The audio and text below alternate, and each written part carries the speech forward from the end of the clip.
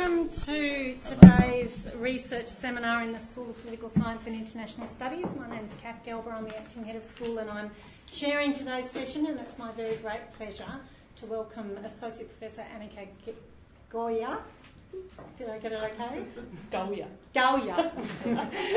I've known her for like 12 years and I've never known how to pronounce her last name. Everyone calls me Gauja, but I'm like, no, that's my game face. Sorry, Kath. To our seminar today. So Anika has just completed an ARC DECRA project from which today's paper arises. Her research interests broadly centre on the comparative analysis of political institutions in modern representative democracies, and in that she's looked a lot at the operation of political parties and parliaments and the relevance of these institutions as mechanisms for citizen participation. As I said, she's just recently completed a DECRA and in the last round was awarded a new ARC Discovery project, and she has published extremely widely, and I won't go through the list of publications. Over to you, Anika. Oh, cool. That's good. Thanks, Kath. Thanks, everyone, for coming today, and thank you very much for having me as part of your seminar series. I always love an excuse to come up to Brisbane, so very, very grateful for that. What I'm presenting today, Kath mentioned, it's basically the culmination or the product, one of the main products of a DECRA project that I did from 2013 to the end of last year, which was all about party reform and the politics of party reform, specifically who benefits from the so-called democratisation that's currently going on within political parties. So I'm not quite presenting a paper, I'm attempting to present a very truncated version of a forthcoming book. So I'll be glossing over a few things. I've picked out a few sort of key themes and trends which I think are the more interesting findings from the book, and I'll present those to you today. But also, if you want to ask me questions about things that I mention for me to elaborate on those, please feel free to do so.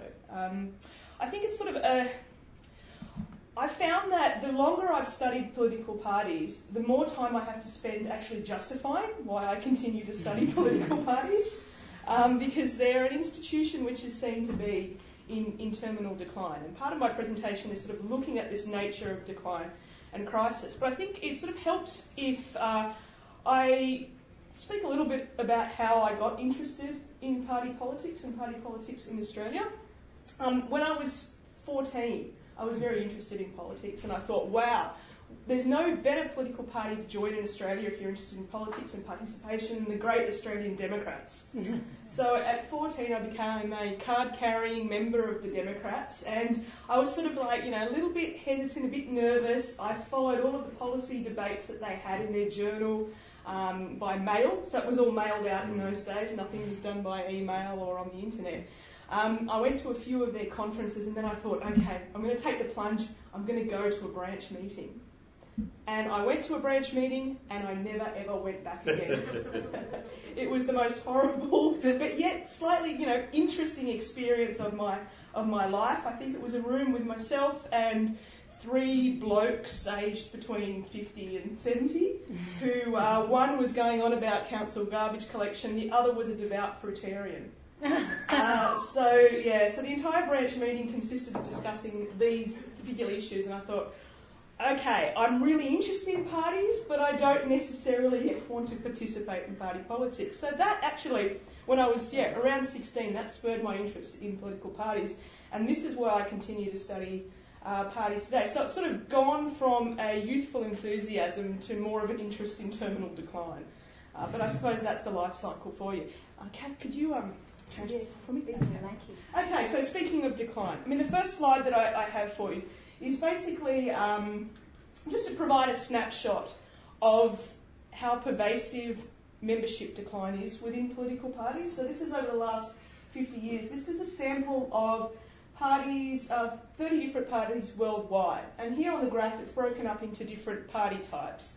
There is a real nuance there about the sorts of political parties that are experiencing membership decline. The Greens are not doing too badly. Far-right parties are also not doing too badly. But what I want you to get from this particular graph is that there is, at least in terms of formal membership figures, a pervasive decline that's going on. And I think one of the things that I find really, really interesting is how this decline is perceived as a crisis of political parties, okay?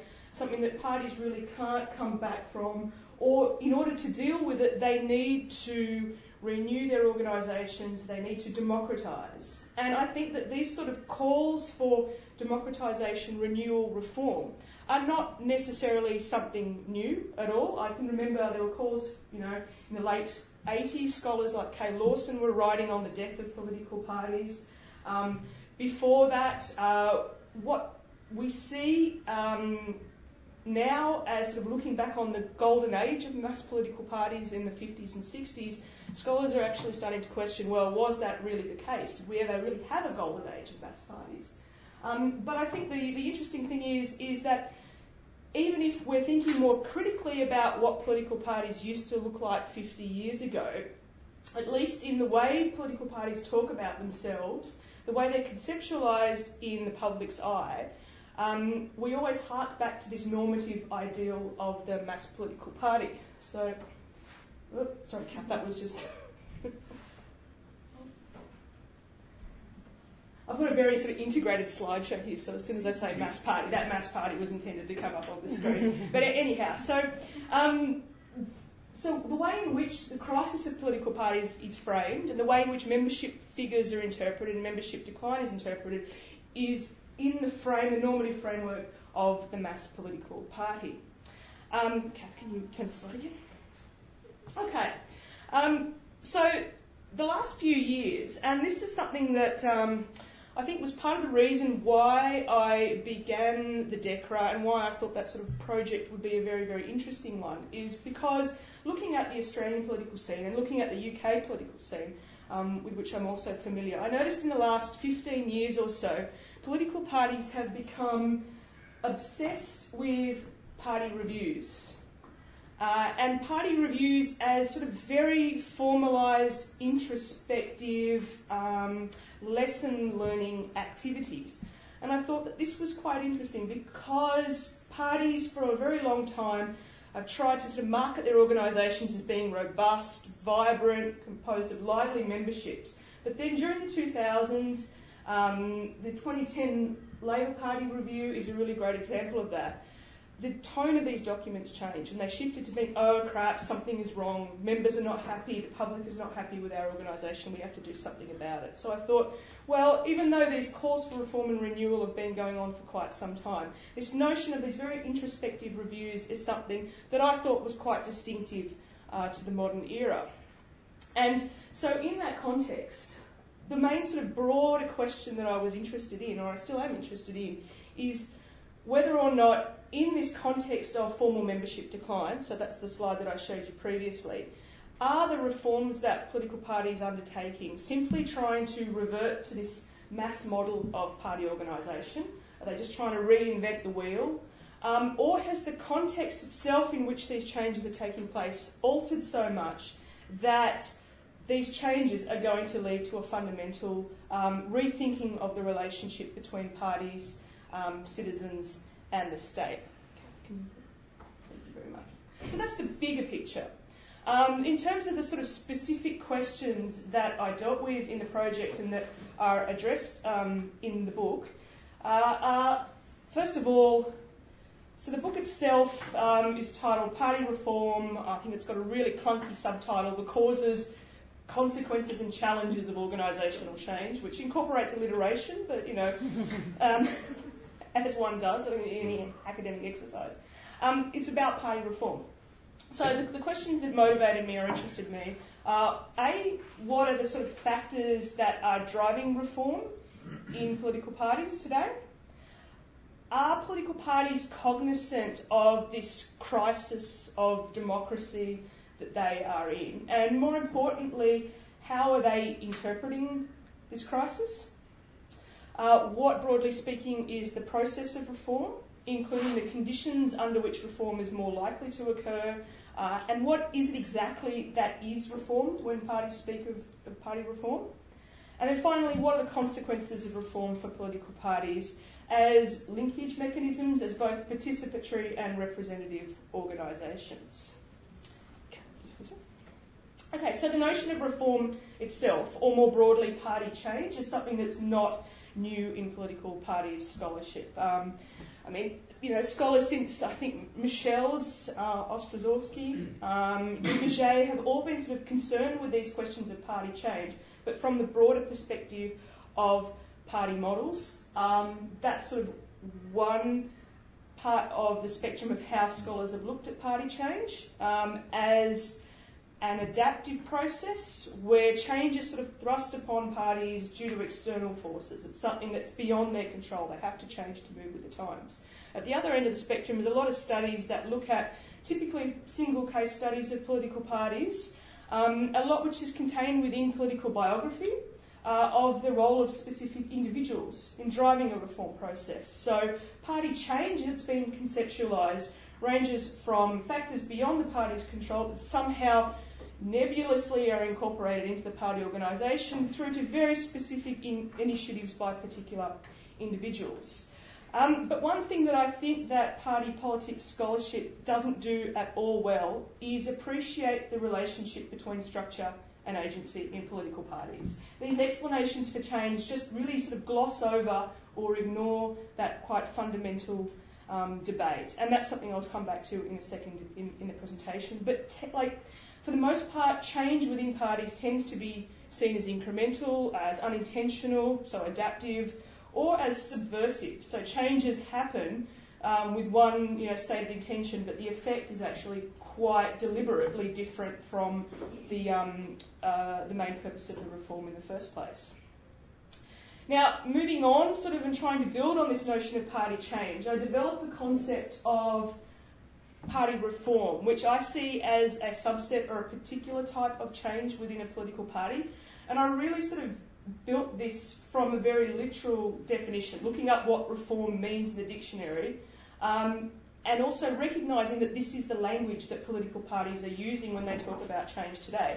So I define reform as a particular type of change, as a change that's prominent, that's very public in its nature, that really encompasses an intention or ideas around rebranding or advertising the party organisation, which is just as important as the substance of the change itself, and that it's a strategic exercise. The party is very, very conscious of the portrayal of its image in all of its reform activities. And in my examination of reform, I'm concerned mostly with organisational reform rather than with, say, policy reform or policy changes. So these are changes to decision-making processes within the party rather than policy. And I started from the beginning sort of point that, okay, subject to this particular definition or conceptualisation of reform, I didn't have any sort of I didn't stick to any theoretical expectations about what reform is. It was designed as an empirical exercise. And I think that's something that I've grappled with, trying to conceptualise reform, how to measure reform, how to identify reform, that we can come back to if anyone's got any questions on that. It was particularly challenging in a comparative context with language barriers and so forth, but I had a few people working for me as research assistants who were fluent in a number of languages. And it was made easier by the fact that reforms by their very nature are high profile, they're public documents. So in that way, it's easier to identify these particular instances of change through the occurrence of party reviews or the public release of party reviews. Now, as I said, this research was really sort of spurred by empirical observation and interest in party politics. And when I started it, I had a hunch that particular events were occurring in Australia. So I looked at the example of the Nationals implementing a community pre-selection process, which is their idea of a primary. Labor did this. This was in 2010, 2009. At that point, the parties were toying with the idea of supporters networks and were starting to use the internet a lot more to facilitate communication with their supporters and with their members. And I thought, well, these are interesting changes, and after having done the research and done the book, my hunch was right in that respect, that over the last 10 years, they have been the main sorts of reform events that have occurred within parties in Australia and also in other Western democracies. So reforms concerning the nature of candidate selection towards primaries, same for leadership selection, reforms to policy development processes that try to move that online to a more individualised process, and also quite substantial changes into how membership is conceptualised within party organisations. Kat, can you change the slide for me? Thank you very much. Okay, just in terms of the methodology of the study, one of the things that I think is very characteristic of studying parties, particularly in Australia, is that they're very secretive organisations and access is difficult. Anything they tell you, you have to take with a grain of salt, particularly when it concerns membership numbers. The Nationals still maintain that they have 100,000 members, which I've got my doubts about that, but that's the official story. Studying party organisations is difficult. And the way in which I have done this over the time period that I've been studying them is through predominantly, most of my work is qualitative, and with this particular project I continued that. But what was really important is triangulation of different sources of data. Documentary analysis I interpreted very sort of liberally for studies of party politics. Looking at the internet and websites is quite a serious resource, and social media is a serious resource. Also did a lot of ethnography in this particular study, observing branch meetings, going to party conferences, events and so forth. Some interviews, but not a lot, for the reasons that I sort of hinted at earlier, is that I'm becoming increasingly more sceptical, particularly since my name is sort of, parties know who I am, particularly in Australia, that what they're telling me is being told to me, it's the events that they want to present to me. But party reviews were a really, really important source of data for this particular project. And that goes to, in a way, party reviews being that public presentation of reform activities. The study was comparative, so I looked at Australia, UK, New Zealand, Canada, France and Germany. And there were basically sort of two tranches to this comparative analysis. The first was looking at the major parties in Australia and the United Kingdom, so I could sort of look at, these two being most similar systems, what effect different party families had on the sort of trajectory or process of reform. And then secondly, when I started the project, I had grand plans to look at about 12 different democracies, and I actually did some research and hired some research assistants to do a tracking of reform activities in all of those democracies, and the reality was reforms are fairly rare events. So a lot of parties and a lot of places where I thought I would find material, I didn't end up finding. Where I was able to find examples of reforms was New Zealand, Canada, France and Germany, mostly in social democratic parties. And I'll come to that explanation in a second in my presentation. But what that then enabled me to do, so by expanding the analysis to looking at social democratic parties and these other democracies, then I was able to do sort of the reverse in a way, look at the effect of, well, does the democracy itself have a role to play in party reform if we hold party family constant? Okay, Kath, can you change it? Okay, now just in terms of the sort of theoretical framework for understanding change in political parties, as I mentioned, it's not a new subject, but what I did was, and as I also said, party scholarship doesn't handle this debate between structure and agency at all well. One article that I read that really resonated with me was by Barnea and Rahat, and they were looking at reforms to candidate selection processes, conceptualising them on 3 different levels. So reforms which are driven by events or originate from events within the political party, reforms that are driven by events at the level of the party system, so that's conceptualised in terms of party competition, and thirdly, reforms that are driven by events at the level of the political system.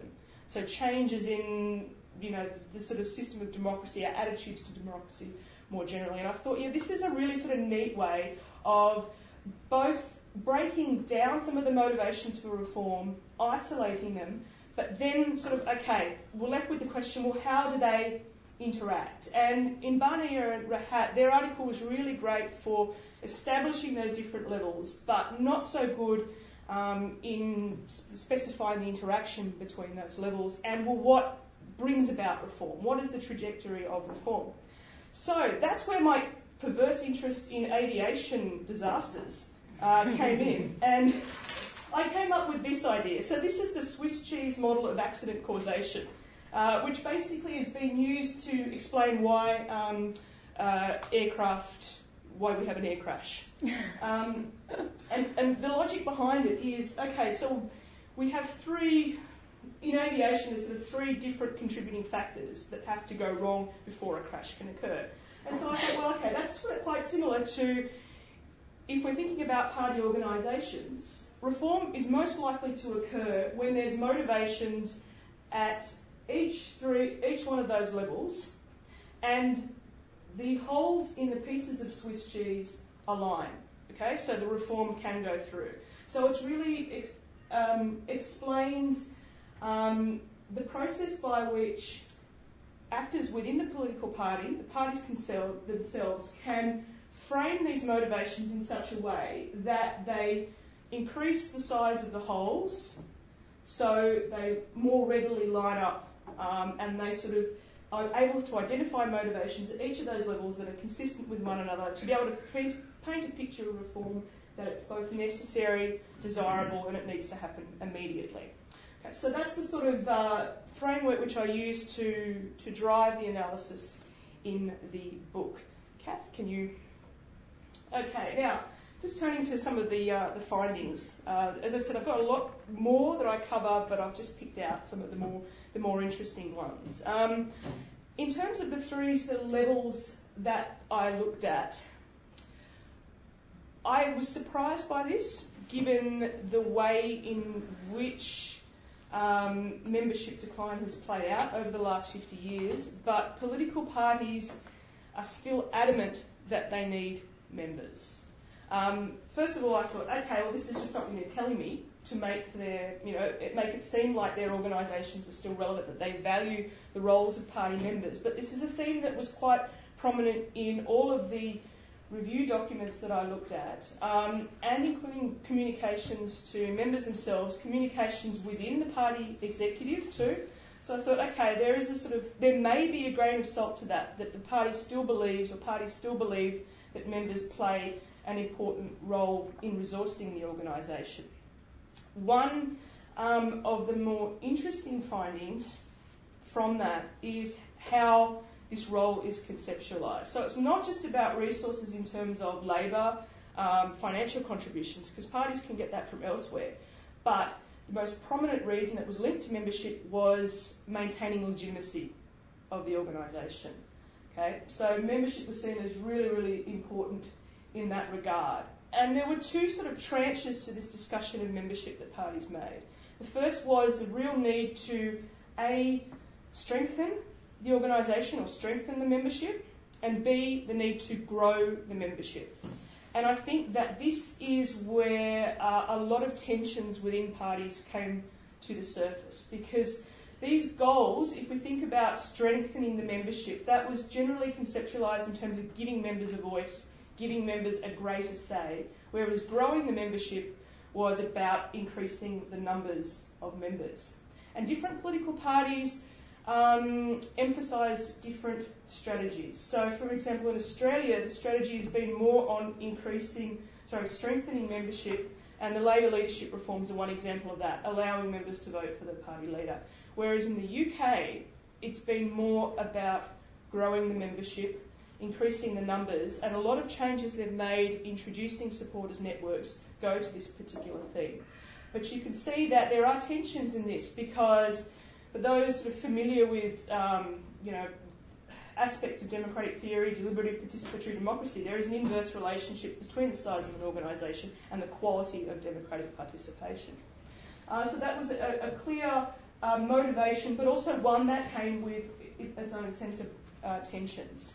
The second motivation that parties were driven by was the need to basically dismantle collective associations within the political party. So in the Australian context, this was seen around the portrayal of factions as a very negative force within the party, something that needed to go. In the United Kingdom, the reforms that the Labor Party undertook to their leadership selection process in 2014 were really geared around minimising the role of the unions, taking away the collective affiliation system with the unions and transferring that to a sort of more individualised system of union members could also individually affiliate with the party. On the continent, that was expressed as trying to dismantle a system of regional collective associations within the party that was seen as having an unsort of due influence, harking back to debates of the negative role of factions in parties and in US parties in around the 18th century. So it was sort of the evils of faction was the common theme there. Also, in terms of the competitive environment, I won't spend too long on this because, in a way, this is quite, something that I think was quite obvious, that parties reform because they see electoral benefits in doing so. There is this actual magic number that all the parties, interestingly, were fixated on in the introduction of primaries. They thought that that would increase their primary vote by 6% in every electorate that it was introduced. And this was funny because the parties themselves had read international research, they'd read what other political parties had done, and this actually started off in a National Party document advocating for the community pre-selections, was then picked up by the Labor Party, was then transferred to the Conservatives in the UK, and so this sort of language of this magical 6% permeated from democracy to democracy. Organisational branding is also very important too, obviously, and the contagion effect, which I just spoke of there in the example with that sort of 6% benefit. But not only contagion from other party organisations, interestingly, contagion from other political advocacy groups. I'm thinking of groups like Get Up, and also within the UK, sort of more nebulous social movement organisations. This was picked up particularly in the way in which parties have interpreted and adapted community organising techniques. Kath, can you change? Okay. Now, they're the sort of motivations at the intra-party and the party levels. Well, I think most interestingly is this idea of motivating factors at the systemic level. So this is the way in which political parties have interpreted this idea of crisis and membership decline that I spoke about, and what they've done. So how that in turn has influenced concrete organisational changes. And this particular slide, this is an essential media poll that was conducted, I think, in 2014. That's just sort of meant to be a representative sample of Australians. And I've got it here by party type. But I think what I really want you to get from this particular slide is that people are not interested in participating in party politics. You can see here at the most 20% will sign an online petition, but very, very few people want to either join a political party or undertake any of the activities that are associated with political parties. So in a way, this is sort of as an objective a measure of the sort of changes in citizen engagement as you can find. A lot has been written on new forms of political participation, the changing nature of citizen engagement, the shift from dutiful citizens to self-actualising political citizens who are more interested in ad hoc participation, more interested in issues-based participation, and not interested in pursuing these collective institutional identities. Kath, can you check that? Okay, Sorry. so then, how is this? Yeah. Can I just ask a question about that last one? Was that a survey of party members? No, It's it's just a general public, 1,200 representative from across Australia. So how is this interpreted by political parties? How do they see these changes? I had the perverse pleasure of interviewing the former Prime Minister, John Howard, to find out what sort of, in his time as Prime Minister, how he saw these shifts within the Liberal Party, and how he perceived what was happening in terms of shifts in the citizenry and how they want to participate in politics. And what you see here is that sort of idea, that people just don't join in the way that they used to. They're not joiners, they're not people who want to participate anymore. Okay, can you? More specifically, and these are all quotes that are taken from party review documents, which sort of then in turn indicate exactly how political parties and party elites are conceptualising these new citizen demands and forms of participation. So they want lower barriers, they don't want to go to branch meetings anymore, they don't want to dedicate themselves long-term, they want short-term activities, instant decisions, and an a la carte issue-by-issue basis approach to political participation. Okay, change. Okay, so that's how parties are thinking about these particular changes. Well, how is that then translating through into organisational reforms? Well, I mean, there's a few I'll start with some specifics and then broaden out into some larger sort of trends.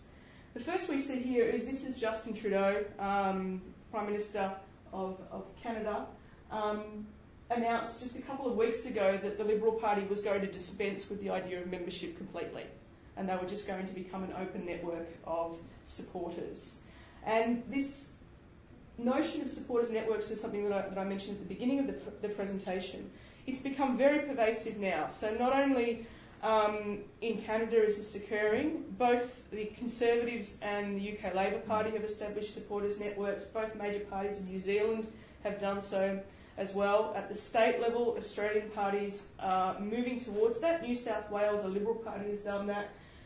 Federally, the Labor Party has played with the idea as well, although it's not as institutionalised as elsewhere. But really, these sort of networks allow people to join the party without actually joining the party. They do so free of charge or with a minimal donation. It's an expressive commitment. There's no obligation for them to actually participate in party activities. Engagement is seen as being on their terms. It can be around a single issue. It doesn't have to be associated with the sort of party brand or the ideology. So it's almost in a way a very sort of light commitment. Kath, can you talk about that? That was one sort of specific example. Sort of broadening it out to more general sort of trends that we see in terms of what are the sort of reforms that are occurring across these democracies. As I mentioned, most often this is happening within social democratic parties.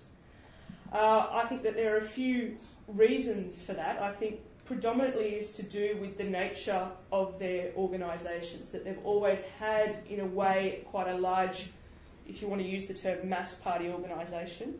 And that, so in a way, because that is seen as no longer being relevant, social democratic parties have faced greater imperatives for reform. But it's not, I didn't find that it was completely social democratic parties. Conservative parties have been the ones that have been at the forefront of changes to candidate selection processes, in particular party primaries. On the whole, the reforms that parties are undertaking, 40% of them target candidate selection or leadership selection.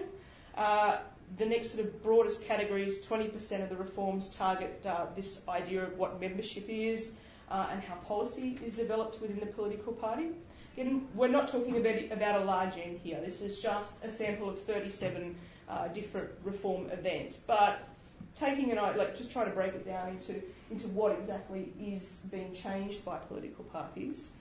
But I think the most important thing here to note about these general trends is that the direction of the reform in all of these areas is towards increasing the inclusiveness of the decision-making process, which is directly related to increasing the individualisation of the process. So the way in which parties have tried to reconcile growing the membership and strengthening the membership is by allowing more people to participate, but to participate in more aggregated forms of decision-making which allow people to vote on an individual basis. In terms of the way in which members or party supporters now develop policy, as things are moving online, what we also see occurring is a larger degree of homogeneity within the ways which people can participate in party politics. So if people have got questions about that, I'm happy to answer that after the presentation. But basically it's linked to this process of contagion from other political organisations.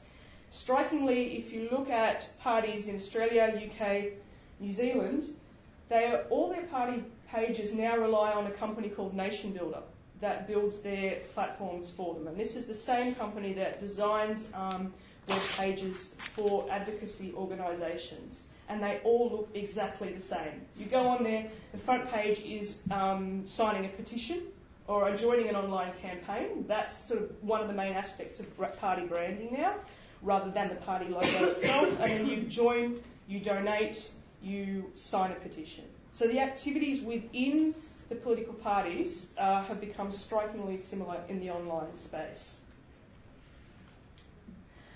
In terms of the timing of the reforms, I also looked at that because there's a lot of previous literature that's been written that suggests that reform is more likely to occur when parties have suffered electoral defeat, and I found that that was indeed the case, that 80% of reforms occur when parties are in opposition and within 12 months of getting a new leader. So there is a clear pattern there of when reform is necessary.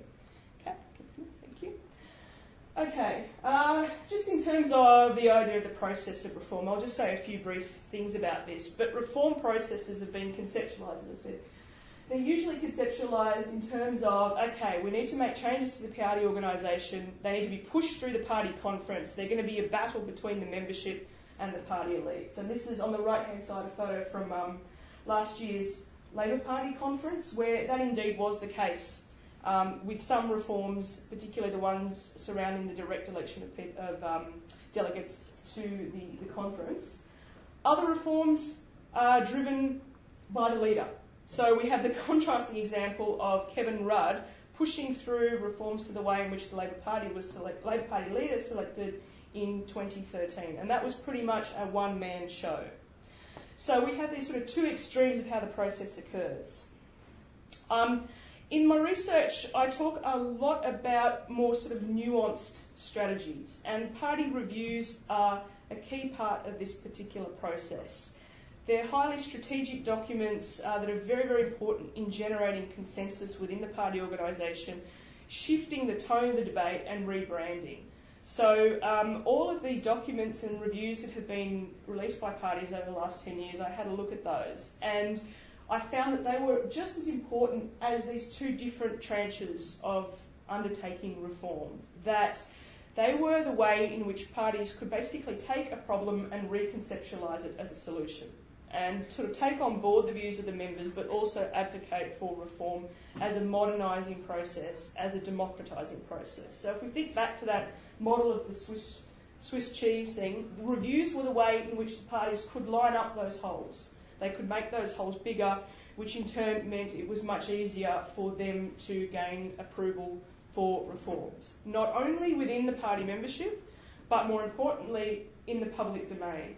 So reform events and activities, I also did a basic media analysis to look at how these debates were actually played out in the public eye.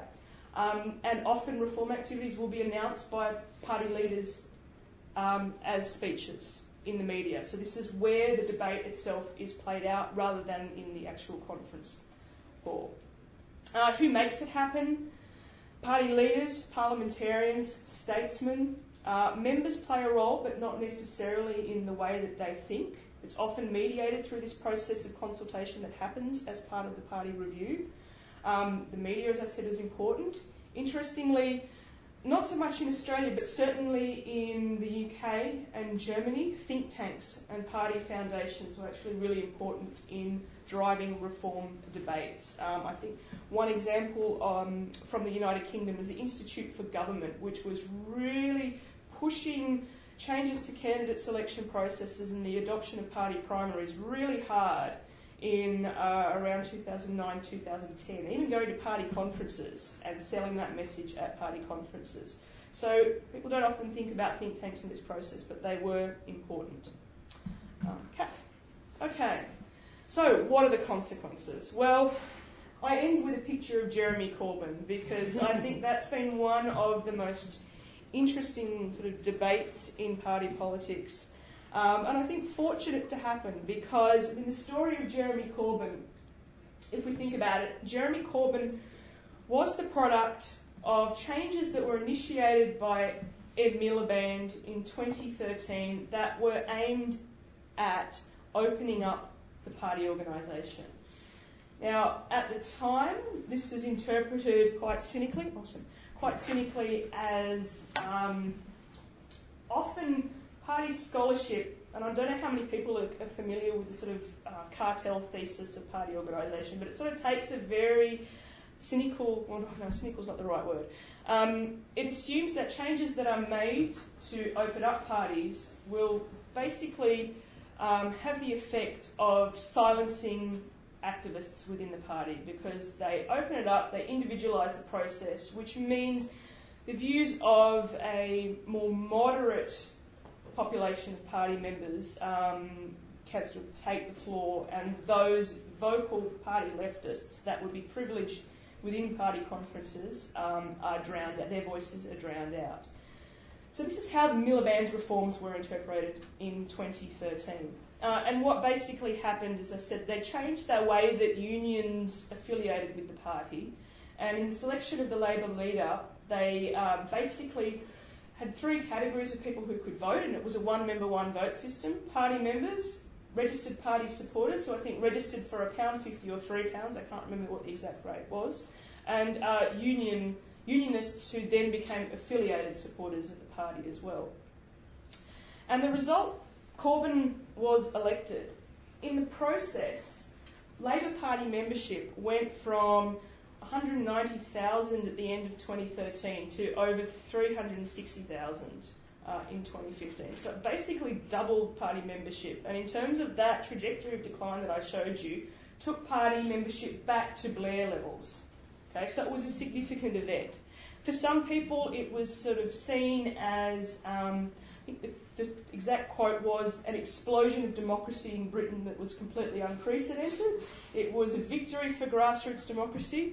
For others, it was seen as basically the creation of a fan club of interests to the Labor Party that supported a leader who was completely unelectable, that would certainly lose Labor the next election. So we see here some really interesting tensions between this process of democratisation, how it's played out in practice, what theoretically it was meant to achieve, and where the Labor Party might go in the future. What I've got here is sort of two basic sort of questions around what the consequences might be. I mean, the first one is, okay, if parties are making these reforms in order to try to satisfy changing citizen demands for political participation, first of all, are they accurate? And second of all, are they appropriate? Kath, can you... Okay, just in terms of accuracy, what I've got here is, it's a pilot survey that I commissioned in 2012. I've just done a larger version of this survey, but this was done by Newspoll. It was just very basic, surveying a representative sample of Australians and asking them, well, if parties are making these reforms, are you going to engage with them in the future? And again, what we see here, okay, this is slightly more optimistic if you're a party's person than the previous slide that I showed you of actual engagement. But really what we see, the numbers are pretty low. The lowest, and this is going to be inflated because it's asking about prospective attitudes and prospective involvement rather than actual involvement. There is hesitation around joining parties, even in this sort of more nuanced, flexible form. The most popular category or most promising categories are issues and policy forums. So if we think about, well, if parties are undertaking these sorts of changes to respond to citizen demand, have they actually got it right? If intentions still look like this, or is the party brand so fundamentally damaged that they can't go back from that? Just going back, if you can go back to that. So the second question, the normative angle, and this is where I'll finish. I told you the story of Jeremy Corbyn and the sort of challenges that the Labor Party in the UK is facing. But if the parties are moving towards a more individualised system of affiliation, which it's quite clear that they're doing, what ramifications does that have for collective identities in society and the process of demobilisation? I think that's a very valid question that needs to be asked about this sort of new format of party politics. And I think also, even if, I acknowledge a lot of this is normative and goes back to what role we want parties to play in society today. But if parties are moving towards this model of individualisation, promising people that they will have larger organisations, more supporters, more members, where everybody can have a say, this is in turn creating a new set of expectations of how people expect to be involved in political parties or what they expect the parties to offer. And in all of the reform instances that I showed you over 15 years, parties have gone forward in this individualisation route, but none of them have gone back. So it's very, very hard for political parties to backtrack on this sort of process and claim to the greatest voice for the greatest number of people. So although the sort of changes I think what the changes we're seeing here go well beyond the sort of traditional accounts of party change. And where my research is basically going in the future, as Kath mentioned, moving on from this, so this is putting this project to one side. What I'm concentrating on now is exploring a lot more depth what this idea of joining means, not only just joining political parties, but joining other political organisations as well. So I'm looking a lot more in depth in the membership aspect of that now. So thanks very much for your attention.